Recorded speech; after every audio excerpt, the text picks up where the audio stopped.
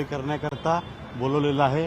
त्यानुसार पोलीस आणि सुरक्षा रक्षक घेऊन ठाणे महानगरपालिकेचे अधिकारी जे आहेत ते दिव्यातल्या या सिद्धिविनायक नगरमधील अनंत पार्क इमारतीजवळ दाखल झालेले आहेत। पोलीस आणि अधिकारी जे आहेत ठाणे महानगरपालिकेचे यांच्यामध्ये चर्चा सुरू आहे। इथं जर पाहिलं तर ठाणे महानगरपालिकेचे हे त्यांचं जॅकेट आहे। ठाणे मनपा अतिक्रमण विभाग हे अतिक्रमण विभागाचे संपूर्ण कर्मचारी आहेत। पूर्ण साहित्यनिशी हे सगळे कर्मचारी जे इथं आपल्याला आलेले दिसलेले आहेत। हे बघा इथं हा हातामध्ये त्यांच्या हातोडा आहे, त्यांच्या हातामध्ये हातोडा आहे। म्हणजे तोडक कारवाई करण्याच्या हिशोबाने हे सगळे कर्मचारी जे आहेत त्यांना ज्यानुसार आदेश मिळालेले आहेत ते आदेश घेऊन हे सगळे कर्मचारी जे आहेत ते आलेले आहेत। मनीष जोशी जे उपायुक्त आहेत ठाणे महानगरपालिकेचे ते इथं चर्चा करताना दिसत आहेत अधिकाऱ्यांशी, पोलिसांशी। आणखीन पोलिसांची कुमक मागवली जाईल असं देखील त्यांनी मगाशी स्पष्ट केलं होतं आणि त्यानुसार पोलिसांची आणखीन कुमक जी आहे ती मागवली गेली आहे। मुख्य रस्ता जो आहे दिव्यातील तो सगळ्या दिवेकरांनी म्हणजेच अनंत पार्क मधील जे रहिवासी आहेत, इथले राजकीय पक्षांचे कार्यकर्ते पदाधिकारी आहेत, त्यांनी हा संपूर्ण मुख्य रस्ता जो दिव्यातला त्याची एक बाजू जी आहे ती पूर्णतः बंद केलेली आहे। आणि तिथं जर आपण पाहिलं तर या सगळ्या परिसरामध्ये अनेक अशा इमारती आहेत ज्या इमारती अनधिकृत आहेत। पण हे मनीष जोशी हे उपायुक्त आहेत, हे आता रहिवाशांशी चर्चा करायला जात आहेत। नेमकं या चर्चेतून काय होतं, कशा रीतीनं हे सगळ्या चर्चा होतं आपण पाहूया। महापालिकेने शपथपत्र दाखल केलेलं आहे की ही एक अनधिकृत इमारत आहे ज्याच्यावर महापालिका कारवाई करेल आणि म्हणून माझी आपल्याला विनंती आहे की आज आपण आम्हाला कारवाई करू द्या। ठाणे महापालिका इथंच नव्हे तर या महाराष्ट्रात 70% अनधिकृत इमारती आहे। त्यापैकी एक असेल 18 वर्षापूर्वीची ही क्लस्टरमध्ये समाविष्ट इमारत आहे। याचा क्लस्टरचं सर्वेक्षण झालेलं आहे। दिवा URP 1 मधली इमारत आहे। या लोकांनी शासकीय जागेवर अतिक्रमण करून बिल्डिंग बनवली नाही की त्याला SRA मध्ये फुकट घर द्यायला आणि कोर्टाने तुम्हाला त्यांचं आव्हान सादर करायला सांगितलं। लिगली ते अन्याय केलंय। कोर्टाने अजून ती वेळ कुठे आली की तोडा म्हणून सांगितलंय। माझं म्हणणे कोर्टाने ती वेळ येऊ नये तेव्हा मानवच्या दृष्टीकोने कोर्ट काय निर्णय घेतं घेईल, पण तोपर्यंत तरी तुम्ही थांबा। तुम्ही त्यांचं लाईट पाणी तोडलं। ऐन परीक्षेच्या कालावधीत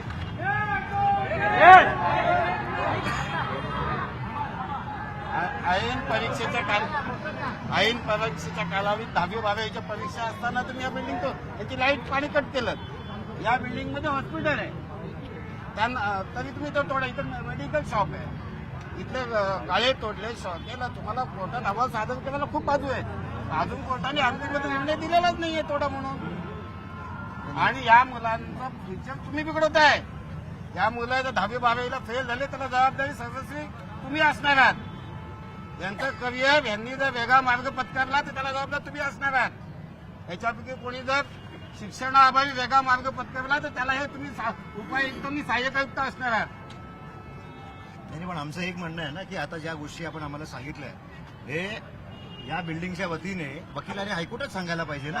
आता या गोष्टी तर आम्ही सांगू शकत नाही। या लोकांनी या नागरिकांनी हायकोर्ट नागरिकांची पण तितकीच जबाबदारी आहे आणि आपली पण तितकीच जबाबदारी साहेब। बरोबर आहे। हायकोर्टाच्या ह्याच्या आधी सुप्रीम कोर्टात गेले, सुप्रीम कोर्टाने पुन्हा हायकोर्टात जायला सांगितलंय आणि आज हे सिव्हिल सेशन कोर्टात अपियर झालेत आणि उद्या हायकोर्टात देखील अपियर होत आहेत। पण तुम्ही त्याला सुप्रीम कोर्टाने सांगितलं हायकोर्टात जा, त्या हायकोर्टाची सुप्रीम कोर्टाची ऑर्डर फॉलो करणार की काय करणार? सुप्रीम कोर्टाने यांचं कोणतंही हे डिसमिस केलं नाहीये। त्या सुप्रीम कोर्टाने यांना विड्रॉ करायला सांगितलं तुम्ही हायकोर्टात जावा म्हणून। Supreme is a final authority of PMC, कोण आहे फायनल अथॉरिटी? आपण जे आता कायदेशीर प्रक्रिया आम्हाला सांगितलं ते सगळे बरोबर आहे। आमचा मुद्दा एक आहे की आज रोजी कुठल्याही प्रकारचा स्टे ऑर्डर नाहीये आणि ही बिल्डिंग प्रशासन महापालिका आजच्या आज कारवाई करणार। असं जर असतो की महापालिकेकडे कोर्टाची ऑर्डर तर नाहीये, बरोबर आहे। 5 तारखेला सोसायटीवाल्यांना त्यांनी तारीख दिलेली आहे की तुम्ही तुमचं म्हणणं मांडा। त्यांनी रिट पिटिशन टाकली होती, 27 तारखेला त्यांची तारीख आहे। मग महापालिका इतकी घाई का करते की त्यांना आजच बिल्डिंग खाली करायची आहे? आमचं म्हणणं इतकंच आहे की ज्या गोष्टी आता शिळच्या 55 बिल्डिंगसाठी कोर्टाने नोटीस काढली, ऑर्डर काढली, मग त्या बिल्डिंगचं काम करण्याच्या आधी जिथे ऑर्डर नाहीये त्या गोष्टीचं काम करण्याची इतकी घाई का लागली आहे महापालिकेला? नक्की इथे काय आहे? माझं म्हणणं इतकंच आहे की जे लोक आता राहत आहेत, 12वीच्या परीक्षा सुरू आहेत, 12वीच्या परीक्षा झाल्याच्या नंतर 5 तारखेला त्यांचं म्हणणं कोर्टामध्ये जे काही आहे ते पूर्ण झाल्याच्या नंतर जर समजा तुम्ही कारवाई करताय त्या गोष्टीला आपण पुढे बघू शकतो. आता तुमच्याकडे कोर्टाने जी ऑर्डर दिलेली आहे 55 बिल्डिंगची शेळफाट्याची, तुम्ही ती शेळफाट्याची ऑर्डर जी आहे ना त्याच्यावरती कारवाई करा ना. जे मनुष्यबळ, जे पोलीस बळ तुम्ही इथे वापरताय ऑर्डर नसताना, ते तुम्ही तिथे का नाही वापरताय? माझं इतकंच म्हणणं आहे की आता जे रहिवासी राहत आहेत तुम्ही त्यांना कोणत्या बेसवरती थ्रेट करताय एवढं? जर तुमच्याकडे नोटीस नाही, जर तुमच्याकडे कोर्टाची ऑर्डर नाहीये, तुम्ही बोलताना पालिकेकडे आमच्याकडे स्टे नाहीये, तुमच्याकडे ऑर्डर असल्याचा कागद दाखवा आम्ही निघतो. तुमच्याकडे पण ऑर्डरचा कागद नाहीये. गोष्ट सांगतो, हायकोर्टची ऑर्डर आहे, ऑर्डर नाही आहे म्हणून आम्ही कारवाई करू शकत असं नाहीये. मग साहेब मी ऐका काय बोलतो, ऐका ना, प्लीज तुमच्याकडे प्लीज प्लीज प्लीज महापालिकेने एक शपथपत्र कोर्टात दाखल केलेलं आहे. हां. ही इमारत अनधिकृत आहे आणि 3 आठवड्यात, ऐका 3 आठवड्यात महापालिका ही बिल्डिंग तोडेल. ठीक आहे. हे जरी असलं तरी ते 3 आठवडे होऊन जमाना झाले आता. ठीक आहे. हा, आम्हालाही माहिती आहे की बाबा आपले पण कायदेशीर अधिकार आहेत, है ना, उच्च न्यायालय आहे, सर्वोच्च न्यायालय आहे. आपण सगळीकडे जाऊन आलो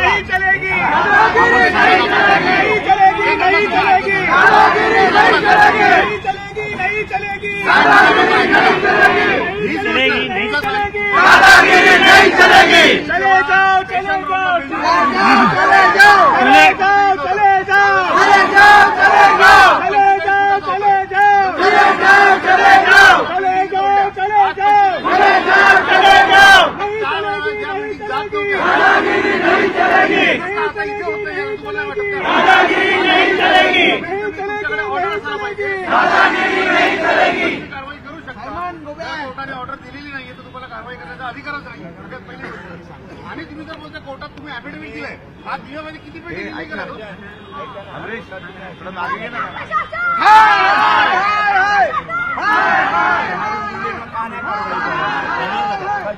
अरे तेही जाऊ दे. आमचा विभागाध्यक्ष शरद पाटील यांनी कोर्टातून ऑर्डर काढलेली आहे. 55 बिल्डिंग ऑर्डर तुमच्या हातात आहे महापालिकेच्या. तुम्ही स्वतः दिवा प्रभाग उपायुक्त म्हणून तुमच्या हातात ऑर्डर आहे. त्या बिल्डिंगवर कारवाई करायची सोडून तुम्ही जिथे ऑर्डर नाही तिथे का आले? ते बघा कारवाई कुठेतरी सुरू करणार नाही. असं नाही म्हणजे तुम्हाला नाही पुढे नाही पुढे नाही चर्चा झाली.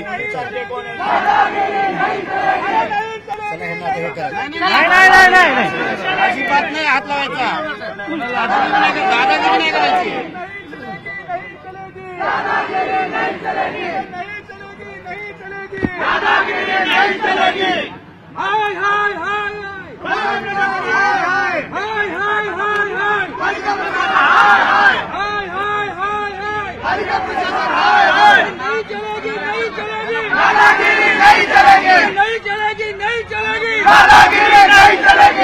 पालिका प्रशासन पालिका प्रशासन पालिका प्रशासन पालिका प्रशासन कारवाईचा कागद घेऊन या कोर्टाचा, मग त्याच्यानंतर काय करायचं या पोलिसांना जबाब आपण. चला कोर्टाचा कागद परत आपल्या सगळ्यांना विनंती आहे की आपण सरकारी कामात अडथळा निर्माण करत आहात.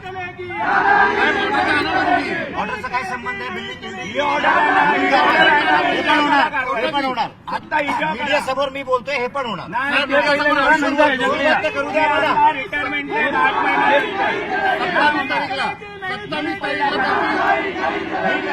27 तारीखला त्यांची याचिका आहे. त्याला जर उत्तर देतील त्याच्यानंतर तुम्ही कारवाई करा. काय करायची? कोर्टाचा कागद तुमच्याकडे असेल तर महापालिका कारवाई करणार, मी स्पष्ट सांगतो.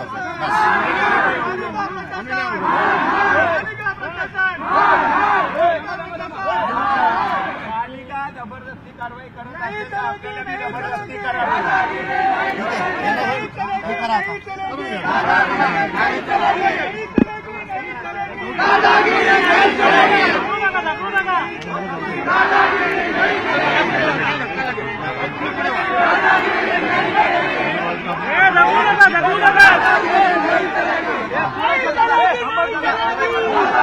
महानगरपालिकेचे उपायुक्त मनीष जोशी आणि जे इथले राजकीय पक्षाचे कार्यकर्ते, रहिवासीचे प्रतिनिधी काय होते त्यांच्याशी आता चर्चा झाली. या चर्चेमध्ये मनीष जोशी यांनी स्पष्टपणे केलंय की ती कारवाई कोणत्याही स्वरूपात इथं होणार आहे आणि पोलीस बंदोबस्त जो मागवला गेलाय. मागेच आपण पाहिलं तर इथं जीसीबी देखील मागवली गेलेली आहे इमारतीवर कारवाई करण्याकरता. आणि इथं जर पाहिलं तर हे सगळे रहिवासी आहेत, राजकीय पक्षांची लोक इथं उभी आहेत. दिवेकर देखील मोठ्या संख्येने या आंदोलनामध्ये सामील झालेत. याचं कारण म्हणजे कुठेतरी दिव्यामध्ये ज्या अनधिकृत इमारती आहेत एका इमारतीवर कुठे कारवाई सुरू झाली तर ती पुन्हा सगळ्या इमारतींवर कारवाई सुरू होईल. या अशा रीतीनं सगळा जो भाग आहे, सगळा जो परिसर आहे तो हा सगळ्या जे इथलं आंदोलक जे आहेत ते आणि पोलीस जे आहेत ते आमने सामने येताना दिसत आहेत. कशा रीतीने पुढे कारवाई होते मनीष जोशी यांनी स्पष्ट केलेलंच आहे की सरकारी कामामध्ये अडथळा निर्माण केला जातो आणि यानुसार कारवाई जी आहे ती कारवाई जी आहे ती कोणत्याही स्वरूपात केली जाईल आणि सरकारी कामात अडथळा आणू नका त्यानुसार मग गुन्हे दाखल केले जातील. महानगरपालिकेने या सगळ्या पार्श्वभूमीवरती शपथपत्र जे आहे ते मुंबई उच्च न्यायालयामध्ये दाखल केलेलं आहे आणि त्याच सगळ्या न्यायालयामध्ये दिलेल्या या सगळ्या पार्श्वभूमीवरती ठाणे महानगरपालिका जी आहे ती कारवाई करण्याकरता इथं जमलेली आहे. आणि हातात पेट्रोलच्या बाटल्या ज्या आहेत या बाटल्या घेऊन आंदोलक जे आहे ते आंदोलन करताना दिसत आहेत. दिव्यातले अनेक राजकीय पक्षांचे कार्यकर्ते पदाधिकारी रहिवासी जे आहेत हे रस्त्यावरती इथं उतरलेले आहेत. हा रस्ता पूर्णतः जाम केलेला आहे आणि ठाणे महानगरपालिकेचे सुरक्षा रक्षक, ठाणे महानगरपालिकेचे अधिकारी, पोलीस त्याच पद्धतीनं इथं हे सगळे जे आंदोलक आहेत राजकीय पक्षाचे कार्यकर्ते हे आमने सामने दिसत आहेत. थोड्याच वेळापूर्वी आंदोलक